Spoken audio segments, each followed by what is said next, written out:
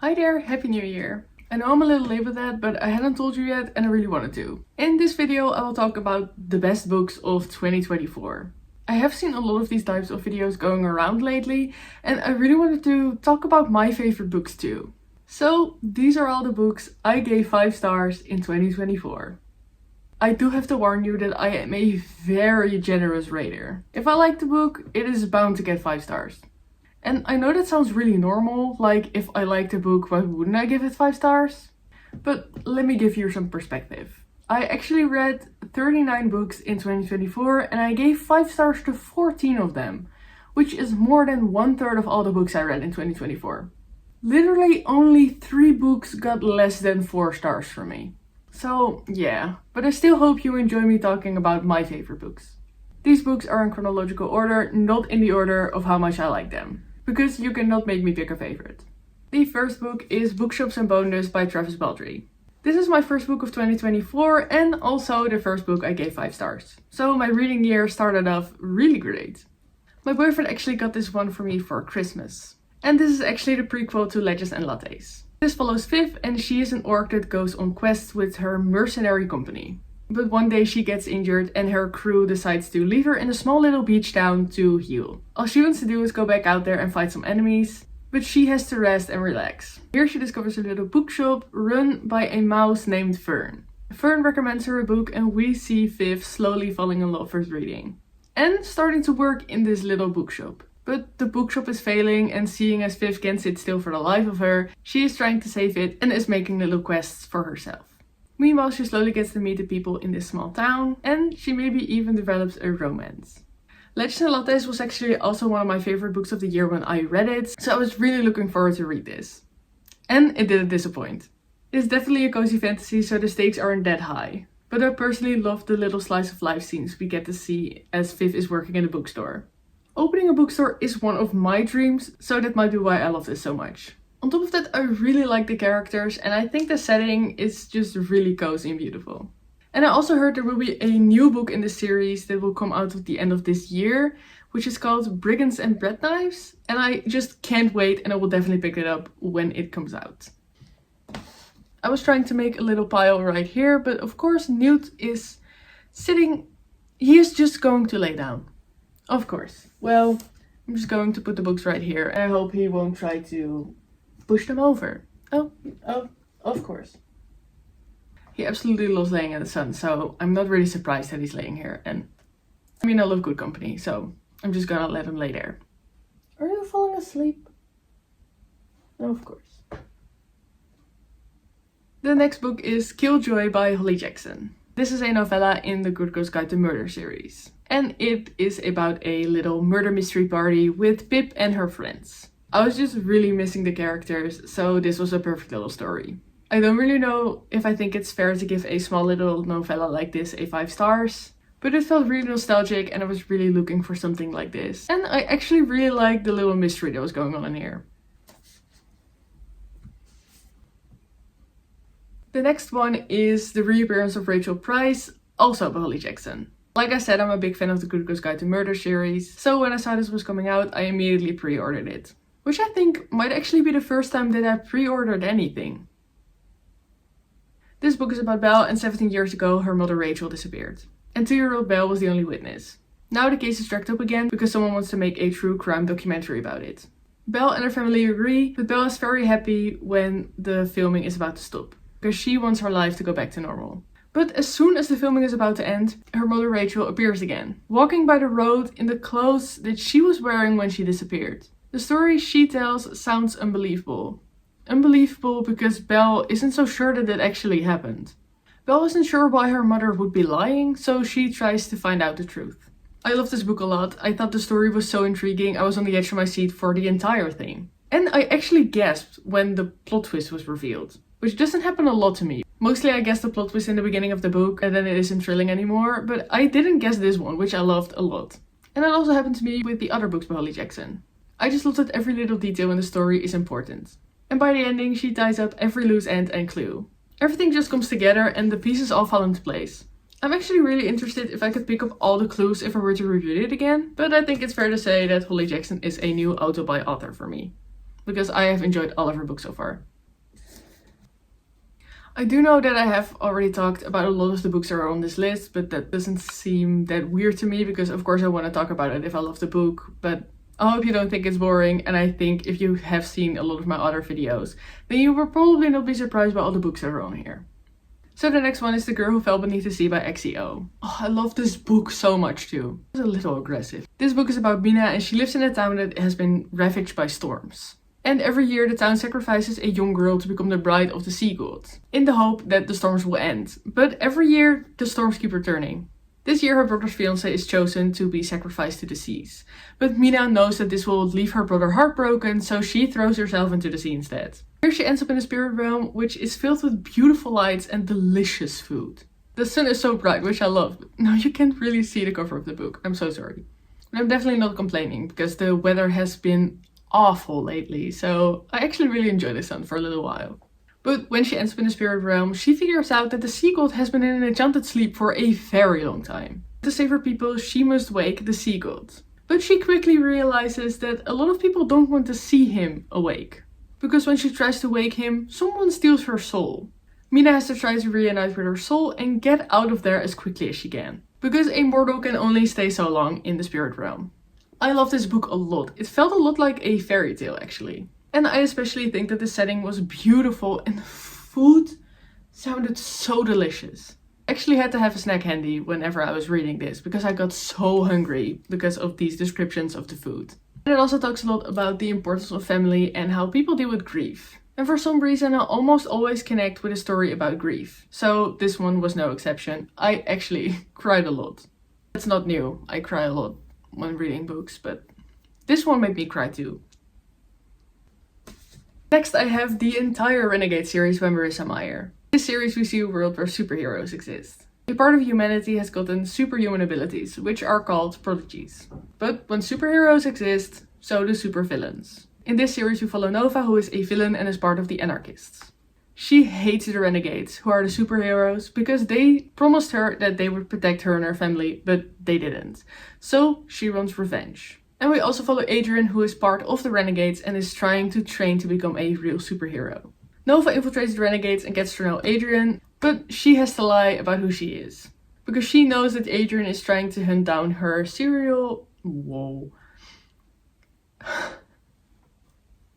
She knows that Adrian is trying to hunt down her supervillain alter ego.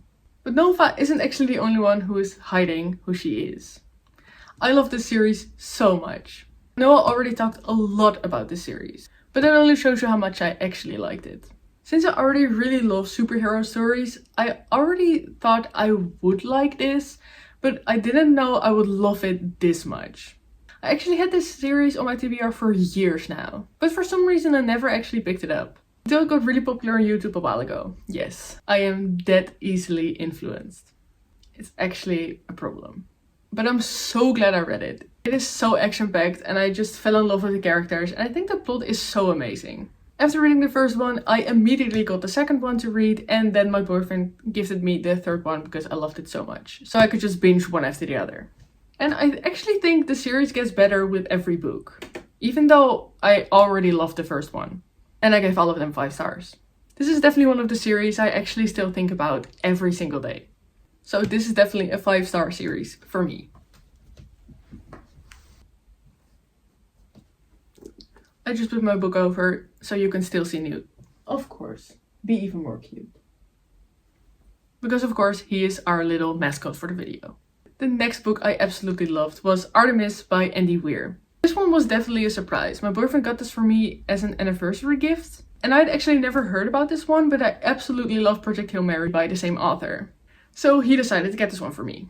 And I was so pleasantly surprised because it does not get a good rating on Goodreads. But I loved it so much, I think I would put this in my top 5 if I had to rank them. But don't make me. This is about Jess and she lives in Artemis, the first city on the moon. She is actually a criminal who smuggles contraband onto the moon. But this smuggling doesn't pay too much. And one day she gets offered a chance to do a heist that gets her a lot of money if she succeeds. So she jumps to it, of course. As she is planning the perfect crime, she realizes that Artemis is more dangerous than she thought. But when something goes horribly wrong, she has to figure out not only just to save herself and her friends, but everyone else as well. I thought the plot was amazing and I just didn't want to put this book down. I thought it was just so clever. I know Andy Weir is known for using a lot of scientific terms in his books that are sometimes a little difficult to understand. But I actually really liked learning about the stuff that she was doing and learning what was going on. And on top of that, I was already kind of used to that because it also happens in Project Hail Mary. And I really liked it in that book too. A lot of people actually don't like the main character because they think that Andy Weir is really bad at writing female main characters. And they just don't like the humor in this book. But for some reason, I really liked the main character and I thought the writing was hilarious. Am I the problem? Probably. Definitely.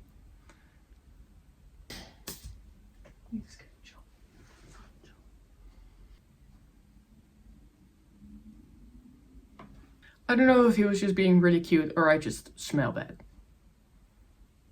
Might be both.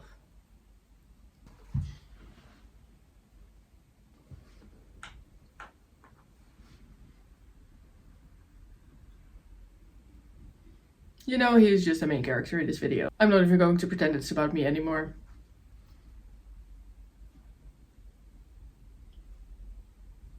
But trying to take back my own video, the next book I really loved is Killer Instinct by Jennifer Lynn Barnes. This is the second book in the Naturals series, and the Naturals is actually about Cassie, who gets recruited by the FBI as a profiler.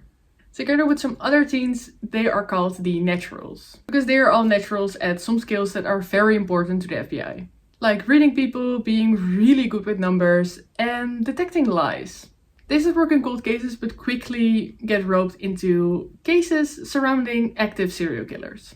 Because this is the second book, I can't say too much. But when the victims of a new serial killer turn up, they realize that this is actually the work of a copycat. And they try to work together with the original serial killer to get into his mind and catch the new one. But the serial killer they work with hits a little too close to home for one of our main characters. I love the series overall, but I definitely love this one the most. For some reason I'm just really interested in background stories. And I thought the serial killer and the plot was really interesting in this one. And I didn't really see the ending coming, which I really liked. And on top of that, the character this one talks about is actually one of my favorites, so I really like learning more about him and see the rest of the characters grow a little more. I just think I personally enjoyed this case the most. The next one I have is Anxious People by Frederick Buckman. This was actually my only reread of the year. I was in a bit of a reading slump, so I decided to just reread one of my favorite books of all time. I was actually really debating putting this one on the list since this wasn't my first time reading it. But of course this one is a 5 stars, so I only thought it was fair. This is essentially about a bank robbery gone wrong. The bank robber in question runs away and accidentally takes a couple of people hostage in an open house. We have a past and present timeline in... Do you mind? Newt.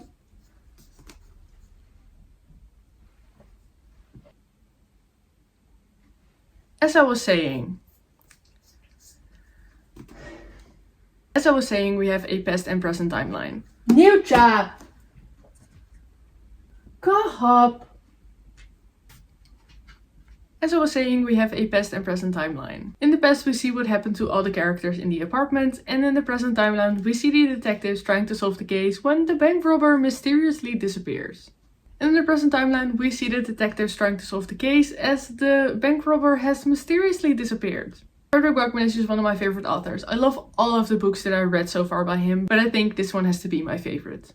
It is just really funny, but also very deep and emotional, which I love so much in stories. It talks a lot about depression. I thought it was done really well and it made me feel like I wasn't alone. On top of that, I just really love the writing style because it just feels like Buckman is telling us a story. It feels pretty intimate, like you are important and you are in on the joke. Definitely still one of my favorites to this day. The next one is the entire Raven Cycle series by Maggie Stiefvater. I actually don't have the first one as a physical book, so we will have to do with the rest of the series.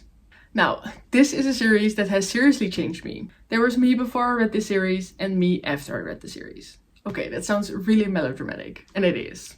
But it just shows you how much I love this series. This series is about Blue and she lives in a house full of clairvoyants. But the only thing she seems to be able to do is amplify their powers. Well, she doesn't have any powers of her own. Every year on the same day, Blue and her mother go to a church connected to the Corpse Road. On this road, on the same night every year, her mother sees the spirits of the people who are going to die in the next 12 months. And they use this information to help the townspeople. Blue is only there to help her mother but isn't able to see the spirits herself. Until this year, she sees the spirit of a 70-year-old boy. And for some reason, he only seems to be able to talk to her. Blue learns that the reason for this either is that she killed him or he is her true love. But her whole life, well, there goes the sun. I shouldn't have complained, that's what you get. But her whole life, her clairvoyant family has told her that when she finally kills her true love, he will die. And on top of that, the boy she saw is a Raven boy, a student who goes to the pretentious school in her town. The boys she swore to stay away from. This series has actually quickly become one of my favorite series of all time. We follow Blue and the Raven boys and their relationship is just so special. I love seeing it develop over the course of these books and slowly growing into found family. Gansey, the leader of the Raven boys, is actually also looking for an ancient king. And I thought that part of the plot was also really interesting and so amazing. The story kept me guessing and some of the twists and turns actually made me gasp out loud again. I just love this series so much.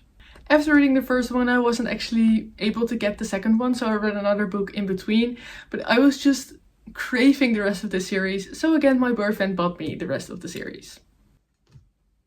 The last one I have here is actually The Spell Shop by Sarah Beth Durst. I got this book from my boyfriend for Christmas, but I don't really know if it's fair to put it on here because I started reading this in 2024, but I actually finished it in 2025, so I don't know if I would say it's a book I read in 2024 or a book I read in 2025. But safe to say, I rated it 5 stars. This was actually on my fall TBR and I really wanted to read it and I finally did and I absolutely loved it.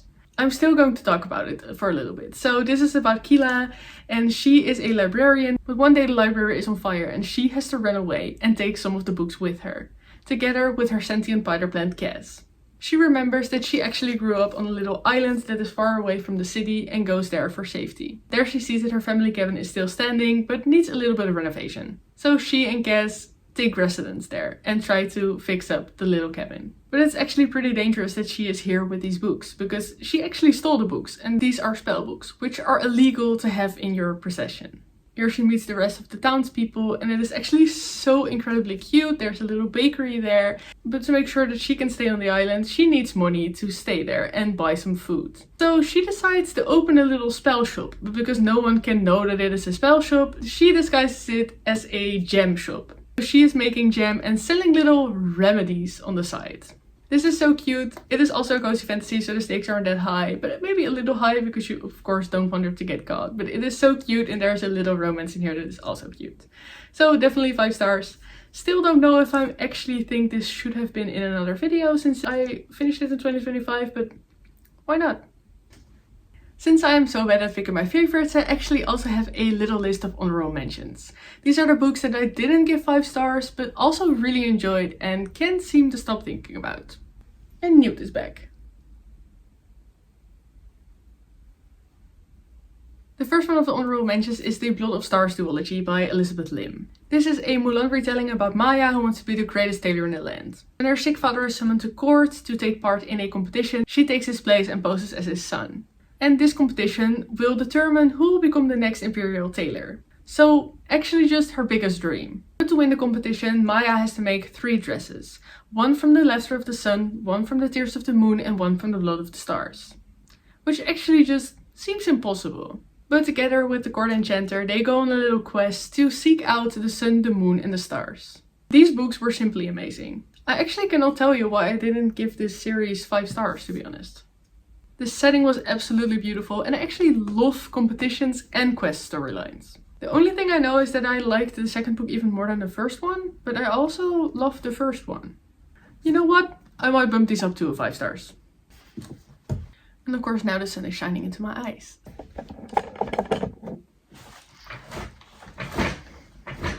The next honorable mention is the entire Inkworld series by Cornelia Funk. I actually got this series for my boyfriend for my birthday because I really loved the covers of the books and I was obsessed with the movie when I was younger. This series is about Maggie and she loves stories and she loves them even more when her father tells them.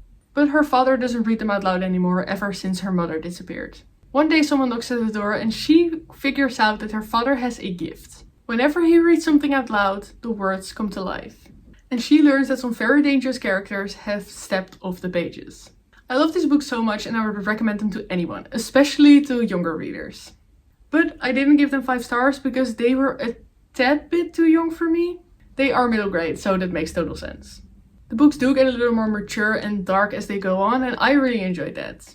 But I think I would have loved them even more when I was little. The next honorable mention is Elsewhere by Gabrielle Zevin. This was also an amazing read. It's about 15-year-old Liz, and she gets into a car crash. And she wakes up in a place called Elsewhere. Here she can get sick, but she also can get older. In this place, people actually get younger. So instead of turning 16, she will soon turn 14. This place and this story is clearly a version of the afterlife, and I thought it was beautiful.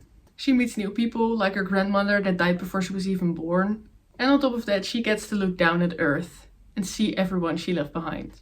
It is an incredibly emotional read, and we get to see a lot about grief, regrets, and revenge. Like I said, I love books that talk about grief, and this one wasn't any different. I only didn't give this book 5 stars because the beginning was a little weird, maybe a little too weird. But I actually haven't stopped thinking about it ever since I read it, and it has become even more meaningful to me. The next honorable mention is Red Rising by Pierce Brown. I have talked so much about this book, so I don't want to go into it too much, but this book is about Darrow and he lives on Mars, and he is a red, which is the lowest rank. One day he finds out that his people have been treated really poorly, because they have been risking their lives for something that wasn't even necessary. Darrow is understandably really angry, and he decides to infiltrate the Golds, which are the highest class in society, and he wants to take them apart from the inside out. To do this, he has to go to a command school, which is essentially a giant battlefield. And if you haven't heard, a lot of people describe this as a Hunger Games in space. This is actually a sci-fi, and this year I realized that that is a genre that I actually really enjoy. So I want to read more of it. But this book didn't get a 5 stars from me because of some of the things that happened. I didn't really like the use of the trigger warnings. But I think the book was excellently crafted, and I'm definitely planning on reading the next book in the series. The last honorable mention I have is The Starless Sea by Erin Morgenstern. In this book we follow Zachary as he finds a book with a story with something that happened in his own childhood. Something he has never told anyone. He tries to find out where this book comes from, and he stumbles upon a door that leads him to a magical library, filled with all the stories in the world. And we also get to see some stories that he reads about in the books he finds along the way. This book is weird. I cannot tell you more about this book, not because I don't want to, but because I seriously can't. This is definitely a book with more vibes than actual plot. But I still really loved it. It is beautiful writing and still an intriguing plot. But it definitely felt like a fever dream. And it was just a little too weird for me in some places, so it didn't get a 5 stars. But I enjoyed it a lot and can't really stop thinking about it. And this actually really makes me want to read The Night Circus by the same author. So these were actually my best books of 2024. So these were actually the best books that I have read in 2024. With some honorable mentions, of course. But I have been talking for a little while now, and I see that the sun is actually going down, so I think I might actually end the video. I really hope you like me talking about the books that I enjoyed in 2024. And I hope to read a lot more of them in 2025. And of course, I hope you have a lot of books that you love in 2025 as well. Definitely let me know which books were your favorites of 2024. Thank you so much for watching. Have a great rest of your day. Bye!